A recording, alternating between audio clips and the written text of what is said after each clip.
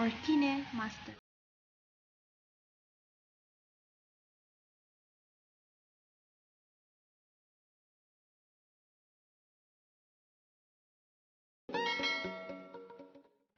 Hello mga kamatres! Welcome back sa aking YouTube channel. Kung baka ka pa lang sa channel ko, ay huwag mo kalimutan mag-subscribe at i-hit ang notification bell para naman maging updated ka sa aking mga bagong video. So for today's video, ay tuturuan ko kayo kung paano mag-download at paano maglagay ng sound effect gamit ang ating video editor na KINEMASTER. KINEMASTER or KINEMASTer. So, wag na nating patagalin pa ito mga kamatres. Kung gusto niyo talagang malaman kung paano nga ba mag-download at kung paano maglagay ng sound effects sa ating videos na gamit ang KINEMASTER, just watch this video. So, ito na nga guys. First na pupuntahan natin ay, syempre si YouTube. Pupunta tayo sa YouTube, pindutin lang sa YouTube. Tapos, search natin kung anong gusto natin. Halimbawa, ang isa-search ko wow. Wow sound effect. Wow sound effect. Wow sound effect. Wow sound effect fairy tale. Ito siguro maganda to. Wow sound effect fairy tale. Pipindutin ko ito. Wow. Kasi 3 seconds lang. Maikli lang.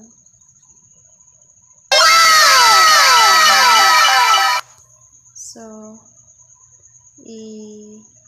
pindutin natin itong share, tapos copy link,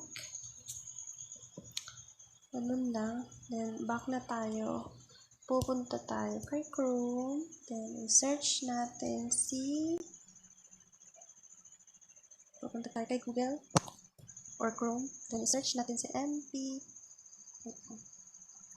MP3 converter.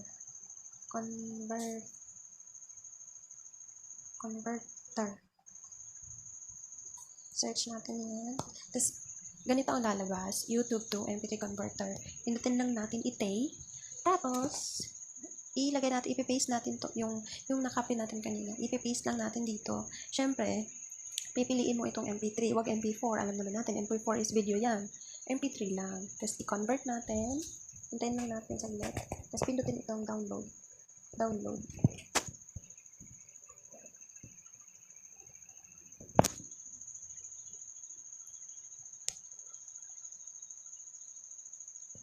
So, download natin. Ayun na. Andun na yun. Na-save na yun. Then, hahanapin natin si KINEMASTER. Pagkatapos, pindutin ito ang pipiliin ko. Itong video na to. Pindutin nyo lang yung parang may lapis. Tapos ito na.